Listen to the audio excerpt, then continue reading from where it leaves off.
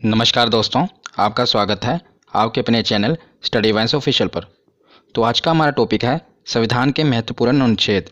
मैं इस एक ही वीडियो में संविधान के जितने भी महत्वपूर्ण अनुच्छेद हैं सभी को कवर कराऊंगा।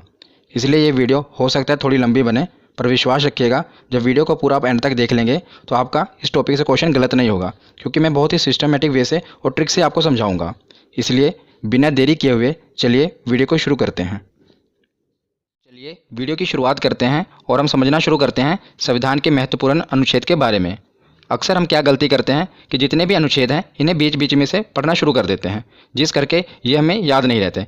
पर इस वीडियो में मैं आपको पूरा सिस्टमेटिक वे से इसे पढ़ाऊँगा और जो भी है सबको मैं जहाँ पर ज़रूरत पड़ेगी ट्रिक से बताऊँगा। तो ये वीडियो काफ़ी इंपॉर्टेंट होने वाली है आपके लिए। तो चलिए इसको शुरू करते हैं। तो सबसे पहले हम जानते हैं कि संविधान में 22 भाग 395 अनुच्छेद और 12 अनुसूचियाँ हैं। ये पहले मैंने आपको बता दिया। इससे पहले मैंने इसकी 2 वीडियो अपलोड कर दी हैं पॉलिटी की। अगर आपने नहीं देखी तो उस वीडियो को भी जरूर देख लेना। तो इसमें कितने भाग हैं? 22 भाग 395 अनुच्छेद और 12 अनुसूचियाँ। हालांकि अब इसके अनुच्छेद बढ़कर 470 हो गए हैं, पर मूल रूप से ये 395 अनुच्छेद ही हैं। कैसे? क्योंकि 395A, 395B, 395C ऐसे करके ये जुड़कर लगभग 470 हो चुके हैं। पर हमें याद रखना है कि ये 22 भाग 395 अनुच्छेद और 12 अनुसूचियाँ ही हैं। अब हम इसकी शुरुआत करते हैं। तो इसके पहले हम देखते हैं कि 22 भाग हैं। तो पहले भाग में 1 से लेकर 4 अनुच्छेद हैं और इसमें क्या है? तो संघ एवं उसके राज्य क्षेत्र का वर्णन है। तो जैसे आप कोई भी किताब पढ़ते हैं तो सबसे पहले उसमें क्या होता है? उसकी इंट्रोडक्शन होती है। इसी प्रकार जो भारत का संविधान है, ये भारत किसी भी गणतंत्र देश के लिए, लोकतंत्र देश के लिए उसका जो संविधान है सबसे पवित्र पुस्तक होती है उसकी। तो जो भारत का संविधान है इसमें भी पहले इंट्रोडक्शन ही होगी भारत की। तो पहले अनुच्छेद में क्या है? तो पहले अनुच्छेद में बताया है कि भारत राज्यों का संघ है, इंट्रोडक्शन है। दूसरे अनुच्छेद में बताया है कि नए राज्यों का प्रवेश किया जा सकता है। मतलब जो नए राज्य हैं अगर भारत में शामिल होना चाहते हैं तो अनुच्छेद 2 के तहत इसमें शामिल हो जाएंगे। जैसे कि सिक्किम को हमने भारत में शामिल किया था। और अनुच्छेद 3 में क्या बताया गया है कि राज्यों के क्षेत्रों और सीमाओं और नामों में परिवर्तन किया जा सकता है। मतलब किसी भी राज्य की अगर सीमा है उसको बढ़ाया घटाया जा सकता है और उसके नाम में परिवर्तन किया जा सकता है। तो ये 3 अनुच्छेद आपको याद रखने हैं, ये इंपॉर्टेंट है पहले भाग में। उसके बाद हम देखते हैं भाग दूसरा। तो भाग दूसरा में 5 से लेकर 11 अनुच्छेद हैं, जिसमें नागरिकता का वर्णन है। बहुत ही इंपॉर्टेंट है, काफ़ी बार पूछा गया है कि नागरिकता का वर्णन किस में है। तो ऑप्शन में ऐसे दिया होता है कि 5 से लेकर 11 अनुच्छेद, 11 से लेकर 16 अनुच्छेद। तो आपको कैसे पता चलेगा कि कौन सा अनुच्छेद है? तो इसे याद करने की बहुत ही अच्छी ट्रिक है। तो इसे आपको कैसे याद रखना है? इसकी ट्रिक है नागपंचमी। नागपंचमी से आप याद रख सकते हैं कि 5 से लेकर 11 अनुच्छेद तक नागरिकता का वर्णन है। कैसे? तो देखिए, नागपंचमी का नाग यानी कि नागरिकता का वर्णन, और पंचमी, तो पंचमी मतलब कि 5 अनुच्छेद से ये शुरू है। 5वें अनुच्छेद से शुरू है ना नागरिकता का वर्णन, 5 से लेकर 11 तक। तो नागपंचमी से आप इसे याद रख सकते हैं कि नागपंचमी जब भी आपके दिमाग में आए तो नागरिकता का नाग और पंचमी मतलब कि 5 से शुरुआत हुई है। उसके बाद हम देखते हैं भाग तीसरा। तो भाग तीसरे में 12 से लेकर 35 अनुच्छेद तक है और इसमें मौलिक अधिकार यानी कि फंडामेंटल राइट्स का वर्णन है। तो इसके ऊपर मैं एक स्पेशल वीडियो बना दूंगा पूरे मौलिक अधिकार के ऊपर, क्योंकि काफ़ी इंपॉर्टेंट है। पर इसमें अभी हमें इतना ही जानना है कि भाग तीसरे में मौलिक अधिकार का वर्णन है। तो मौलिक अधिकार कौन कौन से हैं? जैसे कि समानता का अधिकार हो गया, स्वतंत्रता का अधिकार, शोषण के विरुद्ध अधिकार, धार्मिक स्वतंत्रता का अधिकार, संस्कृति और शिक्षा संबंधी अधिकार और संवैधानिक उपचारों का अधिकार। तो अभी हमें इतना जानना है कि 12 से लेकर 35 तक मौलिक अधिकार हैं। उसके बाद हमें देखना है कि भाग 4A, ये काफ़ी इंपॉर्टेंट है। 4 नहीं इतना, 4A और इसका जो अनुच्छेद है वो 51A। इसमें मौलिक कर्तव्य का वर्णन है कि जैसे कि जो हमारा संविधान बना है, संविधान में हमारी भलाई के लिए बहुत से कानून हैं, पर जनता का भी तो ये फ़र्ज बनता है कि उसके देश के प्रति, तो इसलिए हमारे कुछ मौलिक कर्तव्य भी निर्धारित किए गए हैं। ये मैं कहाँ से ले गया है? तो ये स्रोत है जो है ये रूस से लिया गया है मौलिक कर्तव्य। मैंने आपको पिछली वीडियो में बताया था। जिसके रिलेटेड ये भी पूछा जाता है कि किसकी सिफारिश पर मौलिक कर्तव्य को संविधान में जोड़ा गया, क्योंकि इसे बाद में जोड़ा गया था। तो स्वर्ण सिंह समिति की सिफारिश पर वर्ष 1976 में, याद रखिएगा, वर्ष 1976 में 42वें संविधान संशोधन, मतलब संविधान में अमेंडमेंट किया गया था और 42वें संविधान संशोधन के तहत इसे संविधान में शामिल किया गया था। किसे? मौलिक कर्तव्य को। ये सब कुछ पूछा जाता है कि किस संविधान संशोधन के तहत और कौन सी समिति की सिफारिश पर। तो स्वर्ण सिंह समिति थी और 42वां संविधान संशोधन था। तो 4A के बाद अब हम आगे देखते हैं भाग 5 और भाग 6। इसको साथ ही साथ याद करेंगे, क्योंकि साथ ही साथ इसको आप याद करोगे तो बहुत ही आसानी से याद हो जाएगा। मैं ट्रिक से आपको बताऊंगा। तो भाग 5 में है 52 से लेकर 151 अनुच्छेद और भाग 6 में है 152 से लेकर 237 अनुच्छेद। ये आपको नहीं भी पता होगा तो काम चल जाएगा, क्योंकि मेन क्या पूछा जाता है मैं आगे आपको बताता हूँ। तो भाग 5 में मेनली है राष्ट्रपति के बारे में बताया गया है और भाग 6 में राज्यपाल, क्योंकि दोनों एक ही जैसे हैं केंद्र में जो भूमिका राष्ट्रपति की होती है वही किसी भी राज्य में भूमिका राज्यपाल की होती है। इसलिए मैं इसको साथ साथ कवर कर रहा हूँ, क्योंकि इस तरह आप पढ़ेंगे तो ये आपको ज़्यादा देर तक याद रहेगा। तो राष्ट्रपति का सबसे ज़्यादा इंपॉर्टेंट अनुच्छेद 52, इतनी बार एग्जाम में पूछा गया, हर बार शिफ्ट में पूछा ही जाता है कि राष्ट्रपति का पद किस अनुच्छेद में वर्णन है, तो अनुच्छेद 52 में। तो इसको आप याद कैसे करेंगे, तो मैं इसको आपको याद करने का तरीका बताता हूँ। तो इसको याद करने की एक ट्रिक है, देखिए अगर आप कोई चीज़ इमेज से याद करते हैं ना तो वो आपके माइंड में ज़्यादा देर तक रहती है, सबकॉन्शियस माइंड में आपके बैठ जाती है और वो चीज़ आप ज़्यादा देर तक याद रख सकते हैं। इसलिए मैं आपको इसे इमेज से याद कराऊंगा। तो आप देख रहे हैं ना अनुच्छेद 52 है, इसी डिजिट से हमें याद होगा राष्ट्रपति पद के बारे में। देखिए जो ये दो देख रहे हैं ना, ये अब दो ऐसा लग रहा है जैसे किसी के आगे झुका हुआ है, गिड़गिड़ा रहा है। आगे आप देख रहे हैं ये 5 मतलब राष्ट्रपति। जब भी आपके दिमाग, क्योंकि जब भी आपको ये आएगा ना तो ऑप्शन ऐसे आएगा 52, ऑप्शन 53, 54, मतलब 7 वाले आएंगे और आपसे पूछा जाएगा कि राष्ट्रपति पद का वर्णन किस में है।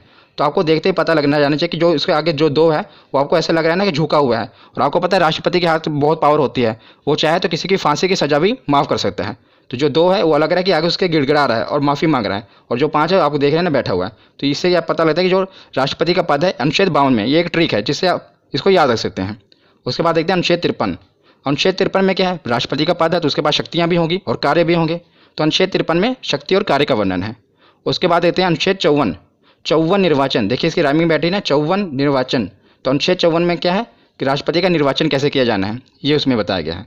और उसके साथ हम देखते हैं राज्यपाल का। तो राज्यपाल का भी आप साथ ही में याद करिएगा, बस इसमें क्या करना है, +1 जोड़ना है। तो जैसे 52 है, 52 में क्या हुआ 53, और जो आपने 1 जोड़ा वो उसके आगे लगा देना है, क्योंकि राष्ट्रपति और राज्यपाल साथ ही साथ चलते हैं। इसीलिए 52 है, 52 में 1 जोड़ देना, 53 के आगे आप 1 लगा देंगे। तो ये राज्यपाल का पद हो गया। और अनुच्छेद 53 में क्या था, शक्ति कार्य। तो इसका अनुच्छेद 154 में शक्ति कार्य, इसमें भी क्या करना है, 53 में 1 आपको जोड़ना है, 1 54 हो गया और वही 1 उसके आगे लगा देना है।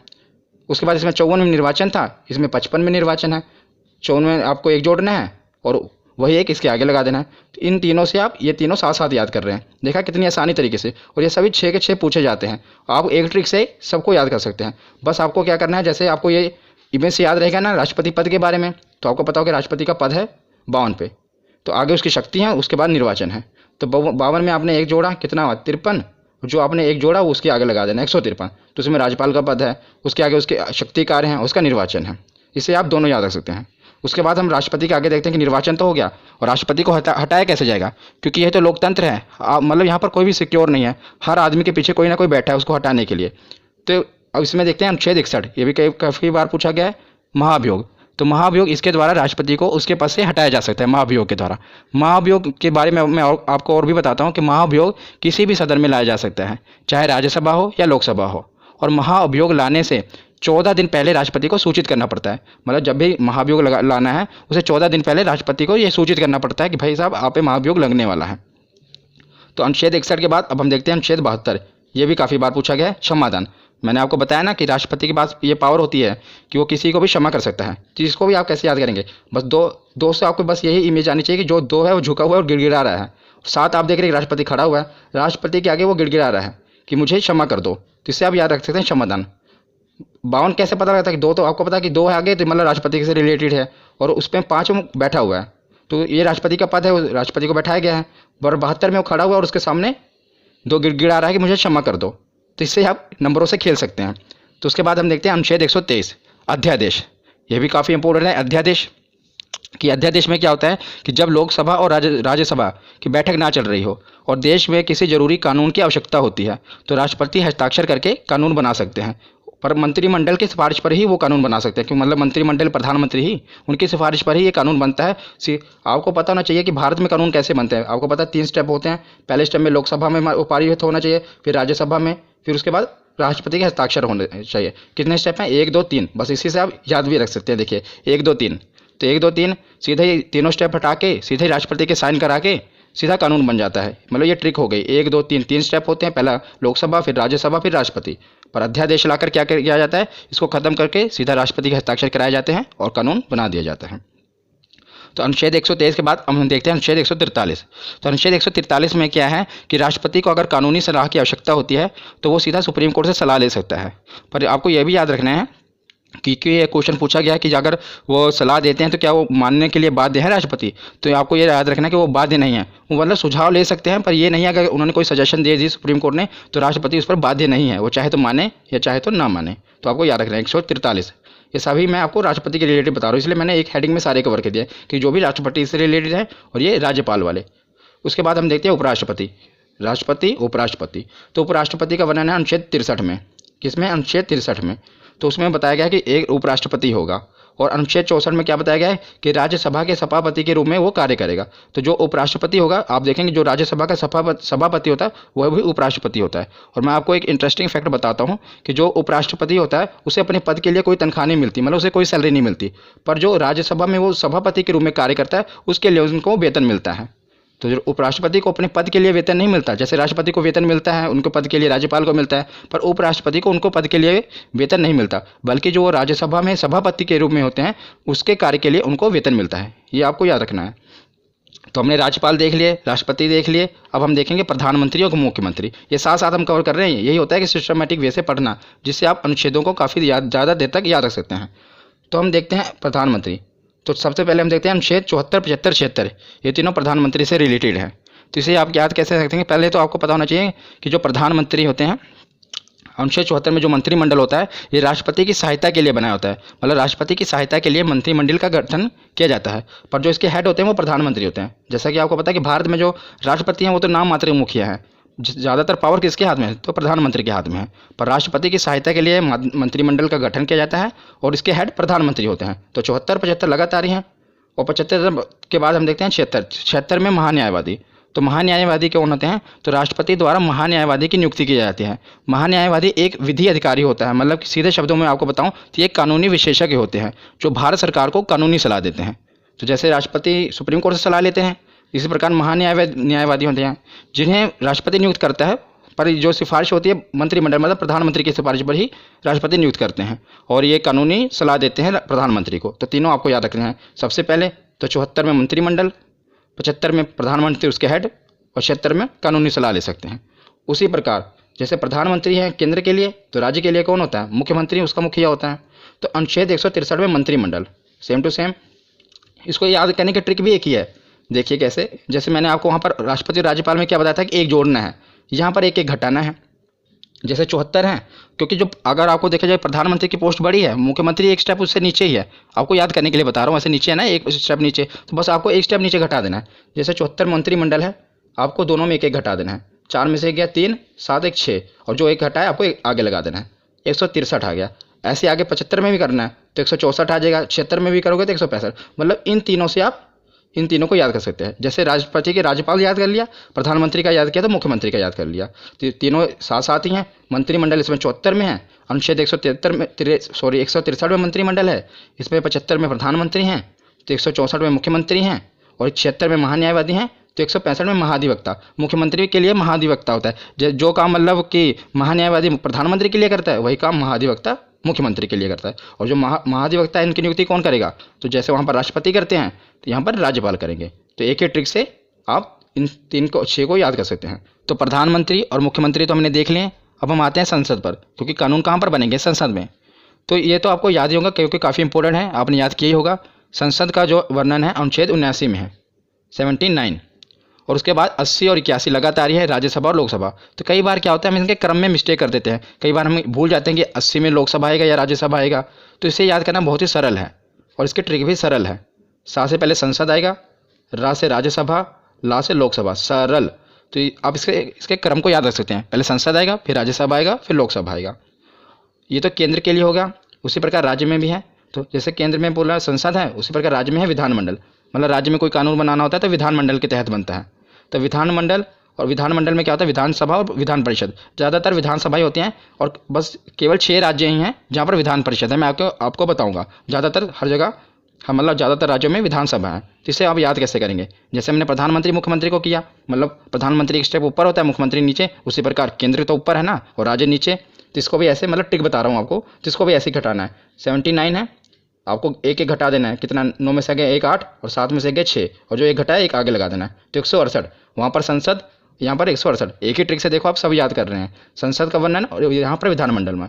उसके बाद हम देखते हैं लोकसभा। तो लोकसभा 81 है, 81 में भी आपको 11 घटा देना है। 1 में गए 0, 8 में से गए 7, और आगे एक जो घटा है लगा देना है। 170। तो वहाँ पर लोकसभा और यहाँ पर विधानसभा, इसको भी आप याद कर सकते हैं। तो विधानसभा के बाद ये है विधान परिषद। ये मतलब हर जगह नहीं है, सिर्फ केवल 6 राज्यों में है। तो 6 राज्यों में है। ये भी कई बार पूछ लिया जाता है कि बताओ कि विधान परिषद किन किन राज्यों में है। तो इसकी भी एक ट्रिक है, इसकी ट्रिक है टीबी, जुकाम। क्या? टीबी और जुकाम। इससे आप याद रख सकते हैं कि कहाँ कहाँ पर विधान परिषद है। टी से जैसे हो गया तेलंगाना, बी से हो गया बिहार, तेलंगाना और बिहार। जैसे जम्मू कश्मीर, तो ये जम्मू कश्मीर पहले था, लेकिन अब जब से ये केंद्र शासित प्रदेश बन गया है तो यहाँ पर विधान परिषद खत्म कर दी गई है। और ये पूछा जाता है कि किस राज्य में विधान परिषद खत्म कर दिया गया है, तो याद रखिएगा अब तो केंद्र शासित बन गया ना, तो जम्मू कश्मीर में। तो ये आप ट्रिक है, इसलिए मैंने आपको पूरा बता दिया, पर आपको ये भी याद होना चाहिए कि जे अब खत्म हो चुका है। यू से उत्तर प्रदेश, के से कर्नाटक, ए से आंध्र प्रदेश और एम से महाराष्ट्र। आंध्र प्रदेश भी अब जो है अपनी विधानसभा में उसने ये प्रस्ताव पारित किया है कि हमारे यहाँ विधान परिषद को खत्म कर दिया जाए, पर अभी वर्तमान में खत्म नहीं हुई है। तो कि 6 राज्यों में अभी भी है, पहले तेलंगाना, बी से बिहार, जम्मू कश्मीर खत्म हो गया, तो 1 2, यू से उत्तर प्रदेश 3, के से कर्नाटक 4, ए से आंध्र प्रदेश 5 और एम से महाराष्ट्र 6। तो मैंने आपको विधान परिषद भी बता दिए क्योंकि ये भी पूछे जाते हैं। तो हमने संसद को भी कवर कर लिया ट्रिक से, और विधानमंडल, विधानसभा और विधान परिषद को भी कवर कर लिया। तो संसद के कुछ और भी अनुच्छेद हैं जो पूछे जाते हैं, मैंने साथ ही कवर कर दिए, उसे भी देख लेते हैं। तो हम आते हैं अनुच्छेद 100 पे। कई बार पूछा गया अनुच्छेद 100 में किसका वर्णन है? निर्णायक मत। निर्णायक मत क्या होता है कि मतलब कि अगर यदि लोकसभा में किसी मुद्दे पर वोटिंग हो रही है और जो वोटिंग है वो बराबर हो जाए, यानी कि निर्णय ना हो पा रहा हो, तो उस समय क्या होता है कि अध्यक्ष महोदय अपना निर्णायक मत देंगे। तो अध्यक्ष महोदय जिस पे अपना मत दे देंगे उसे ही पारित कर लिया जाएगा। मान लीजिए कि वो हाँ के पक्ष में अपनी वोट दे रहे हैं तो कानून को पारित कर दिया जाएगा, ना के पक्ष में अपनी वोट दे रहे हैं तो कानून को पारित नहीं किया जाएगा। मतलब जबकि इसको याद रखना भी आसान है। देखिए 100 है ना, मतलब जब भी 50-50 बात आ जाए कि ना कानून का निर्णय ना हो पा रहा, 50-50 बात आ जाए, 50-50 होते हैं, तो एक वोट जो वहाँ पर अध्यक्ष महोदय हैं उनका निर्णायक मत माना जाएगा। तो अनुच्छेद 100 में निर्णायक मत का वर्णन है। 100 के बाद देखते हैं अनुच्छेद 108। तो अनुच्छेद 108 में संयुक्त अधिवेशन। अधिवेशन कब बुलाया जाता है मैं आपको बताता हूँ।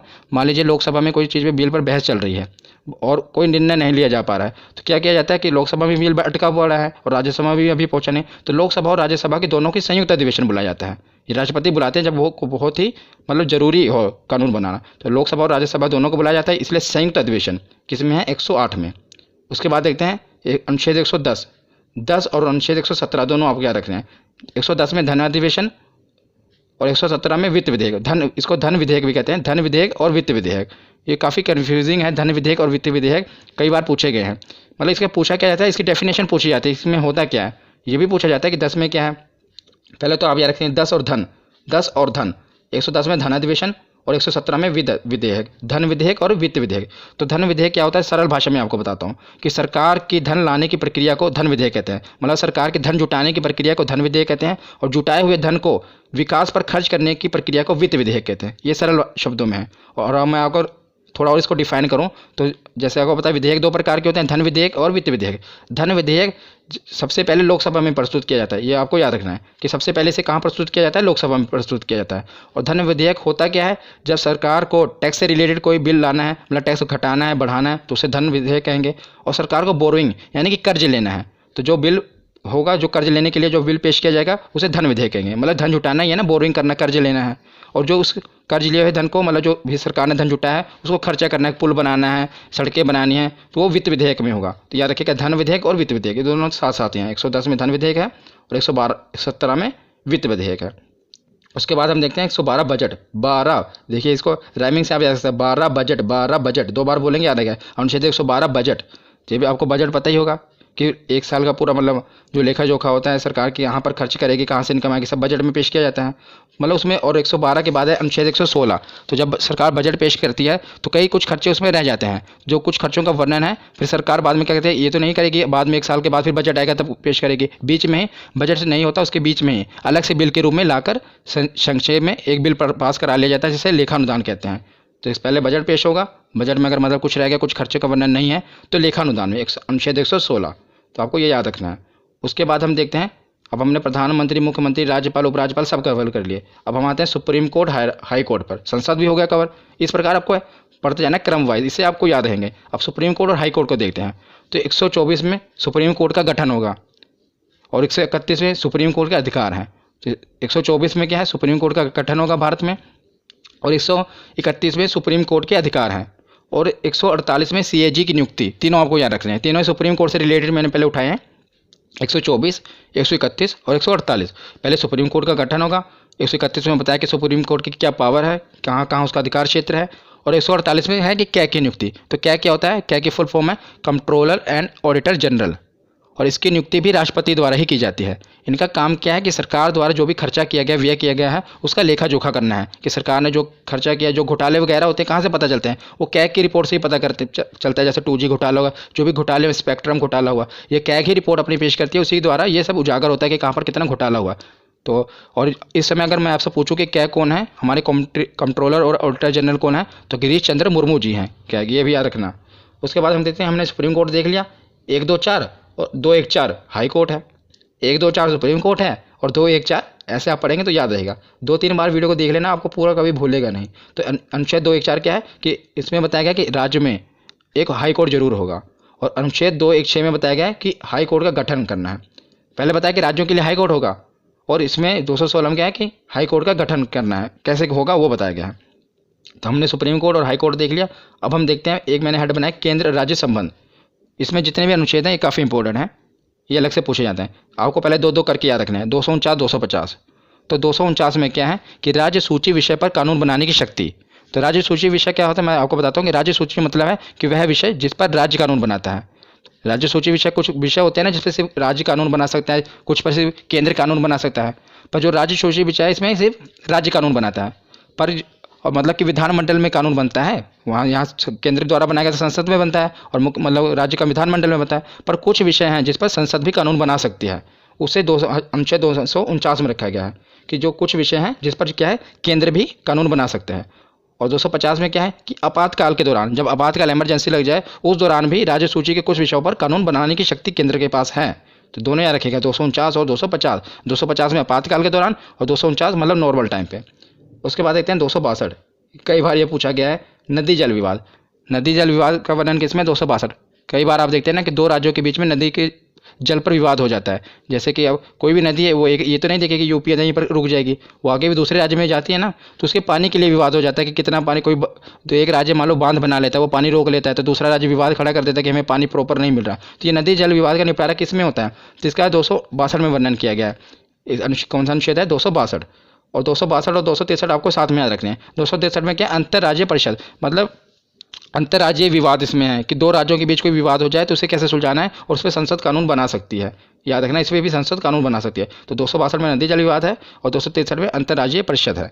उसके बाद आते हैं 280, ये भी काफ़ी इंपॉर्टेंट है, वित्त आयोग।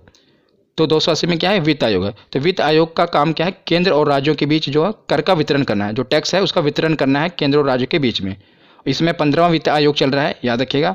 और जो 15वें वित्त आयोग है, इसके अध्यक्ष कौन है, तो इसके अध्यक्ष हैं NK सिंह। इंपॉर्टेंट है, याद रखिएगा। जो वित्त आयोग है इसके अध्यक्ष कौन है, तो NK सिंह है, और 15वां वित्त आयोग है। उसके बाद हम चलते हैं 312। तो 312 अनुच्छेद में क्या है, आर्टिकल में अखिल भारतीय सेवा।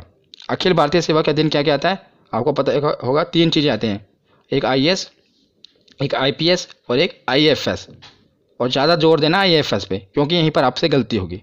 क्या गलती होगी, क्वेश्चन ये आया था कि अखिल भारतीय सेवा में निम्नलिखित कौन सी सेवाएं आती हैं। तो आपको 4 ऑप्शन दिए हैं, एक IAS, एक IPS, एक IAFS, और IAFS 2 बार दिया होगा, मतलब फुल फॉर्म दी होगी। एक IAFS की फुल फॉर्म होती है इंडियन फॉरेस्ट सर्विस, और एक होती है इंडियन फॉरेन सर्विस। तो याद रखिएगा, जो ये वाला IAFS है उसमें है इंडियन फॉरेस्ट सर्विस, कौन सा, वन विभाग वाला। तो यह बहुत इंपॉर्टेंट है, क्वेश्चन भी पूछा गया, इसलिए मैं आपको बता रहा हूँ कि जो अखिल भारतीय सेवा में ये जो IAFS आ रहा है, ये इंडियन फॉरेस्ट सर्विस वाला है, ना कि फॉरेन सर्विस वाला, ये आप याद रखिएगा। उसके बाद आते हैं 315। तो संघ एवं राज्य के लिए लोक सेवा आयोग, मतलब कि जो UPSC के एग्जाम होते हैं, आपको पता नहीं UPSC का वर्णन किस में है, 315 में। राज्य संघ के लिए मतलब केंद्र के लिए, और राज्य के लिए PCS, कई राज्यों में इसका PSC भी कहा जाता है और PCS। तो इसका वर्णन कहाँ पर है, अनुच्छेद 315 में। 312 में अखिल भारतीय सेवा, जिसमें 3 सेवाएं आती हैं, और 315 में UPSC का। तो केंद्र और राज्य के बाद अब हम आते हैं, हमने संसद भी देख लिया, प्रधानमंत्री, मुख्यमंत्री सब कुछ हो गए। अब आते हैं निर्वाचन में, मतलब चुनाव भी तो होने जरूरी है, तभी तो ये सब चुने जाएंगे। तो निर्वाचन आयोग, तो अनुच्छेद 324 के तहत निर्वाचन आयोग का गठन किया गया, इलेक्शन कमीशन का, किसके तहत, 324। तो उसके बाद आते हैं राजभाषा, और अनुच्छेद 343 के तहत हिंदी हमारी राज्य भाषा है। याद रखिएगा, राज्य भाषा कहा है मैंने, राष्ट्रभाषा नहीं। अनुच्छेद 343 के तहत हिंदी जो हमारी है राजभाषा है। और कौन सी लिपि, तो देवनागरी लिपि है। उसके बाद ये है सबसे मोस्ट इंपॉर्टेंट, आपातकाल। हर बार पूछे जाते हैं एग्जाम में, और तीनों याद करने भी बहुत ही सरल हैं। 352, उसमें 4 जोड़ा 356, उसमें 4 जोड़ा 360, 52 4 56 4 60। तो 352 में क्या है, राष्ट्रीय आपातकाल। तो 352 में क्या है, राष्ट्रीय आपातकाल। जब देश में राष्ट्रीय आपातकाल कब लगता है, जब देश में दूसरे देश से युद्ध हो जाए और या कोई आंतरिक विद्रोह हो जाए, पूरे अपने भारत में देश में आंतरिक विद्रोह बड़े पैमाने पर हो जाए, तब राष्ट्रीय आपातकाल लगा दिया जाता है। इंदिरा गांधी के समय भी लगा था, इमरजेंसी लगी थी ना। तो जब देश में दूसरे देश से या तो युद्ध हो रहा हो, जैसे चाइना के साथ युद्ध हो, उस समय इमरजेंसी लगी थी, या पूरा आंतरिक विद्रोह हो गया हो बड़े पैमाने पर, तब राष्ट्रीय आपातकाल लगता है। और 352 के बाद 356 में क्या है, राष्ट्रपति शासन। जब किसी राज्य की मतलब संसदीय व्यवस्था पूरी तरह खत्म हो जाए तो वहाँ पर राष्ट्रपति शासन लग जाता है। और किसी राज्य की सरकार भी गिर जाए और जब तक चुनाव ना, तब भी आपको पता है राष्ट्रपति शासन लगा दिया जाता है। तो 52 में राष्ट्रीय आपातकाल पूरे भारत में, और 56 में राष्ट्रपति शासन। और 56 के बाद आता है 360, वित्तीय आपातकाल। तो वित्तीय आपातकाल क्या है, जब देश की इकोनॉमिकल कंडीशन, आर्थिक जो व्यवस्था है बहुत ख़राब हो जाए, तब वित्तीय आपातकाल लग जाता है। पर याद रखिएगा, अभी तक भारत में एक बार भी वित्तीय आपातकाल नहीं लगा है। तो आपसे एक क्वेश्चन पूछा जा सकता है कि बताइए कि निम्नलिखित में से कौन सा आपातकाल अभी तक नहीं लगा है। तो याद रखिएगा 360 में जो है वित्तीय आपातकाल भारत में अभी तक नहीं लगा है। राष्ट्रपति शासन तो बहुत बार लग चुका है और राष्ट्रीय आपातकाल भी लग चुका है, लेकिन अभी तक वित्तीय आपातकाल नहीं लगा है। उसके बाद हम सकते हैं कि संविधान तो बन गया, लेकिन संविधान में संशोधन भी होना जरूरी है कि नए, अगर मान लो कोई बदलाव करना है, वो भी तो जरूरी है। और मैंने पिछली वीडियो में जो संविधान के स्रोत हैं, मतलब कहाँ कहाँ से संविधान लिया गया है, पूरा स्पेशल आपको ये बताया कि जो संविधान का संशोधन है कहाँ से लिया गया था, आपको याद होगा। तो अगर आपने पिछली वीडियो देखी होगी तो साउथ अफ्रीका से लिया गया था कि संविधान में संशोधन किया जाना है। तो आपने अगर वो वीडियो नहीं देखी तो देख लेना। तो अनुच्छेद 368 में है कि संविधान में संशोधन किया जा सकता है। इसका वर्णन किस में है, अनुच्छेद 368, 326 628 368 में। अब कुछ लास्ट बच्चे हैं, अन्य महत्वपूर्ण है, इससे भी हम पढ़ लेते हैं क्योंकि बाकी सब हेड के अंदर थे। मैंने राष्ट्रपति के अंदर कुछ था, कुछ मुख्यमंत्री के, ये कुछ बचे हुए थे और ये पूछे गए, इसलिए मैंने इसे अलग से कवर कर लिया। बस लास्ट ही है। तो अनुच्छेद 17 में है अस्पृश्यता का अंत, मतलब कि छुआछूत का अंत। ये किसमें है, अनुच्छेद 17 में, आर्टिकल 17। उसके बाद आता है अनुच्छेद 29। तो 29 में क्या है, अल्पसंख्यक हितों का संरक्षण। काफ़ी बार पूछा गया है कि प्रोटेक्शन ऑफ माइनॉरिटी, अल्पसंख्यक हितों का संरक्षण किसमें है, तो अनुच्छेद 29 में है। तो इसे आप कैसे याद रख सकते हैं, बस उन्हीं नंबरों से खेलिए। 29 धोगी में तो मैंने आपके दिमाग में फिट कर दी, क्या है कि आदमी गिड़गिड़ा रहा है, झुका हुआ है।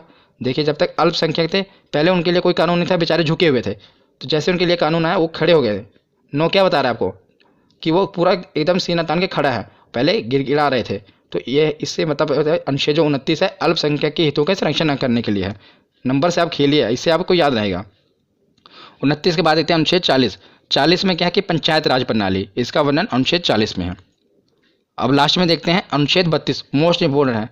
क्यों इंपोर्टेंट है मैं आपको बताता हूँ। अनुच्छेद 32 के पहले ये जान लेते हैं। तो संवैधानिक उपचारों का अधिकार, और इसे heart and soul of Indian constitution भी कहा जाता है। Heart and soul of Indian constitution इसे क्यों कहा जाता है, तो अनुच्छेद 32 में ये कहा गया है, अगर किसी भी आदमी का, चाहे आम आदमी हो, और उसके अगर फंडामेंटल राइट्स यानी कि मौलिक अधिकारों का हनन हो रहा हो, तो सीधा इसके लिए वो केस सुप्रीम कोर्ट में फाइल कर सकता है। तो इसके खिलाफ मतलब केस में कहाँ, डायरेक्ट सुप्रीम कोर्ट में जा सकता है अगर उसके मौलिक अधिकारों का हनन हो रहा हो। इसलिए इसे heart and soul of Indian constitution कहा गया है। किसे, आर्टिकल 32।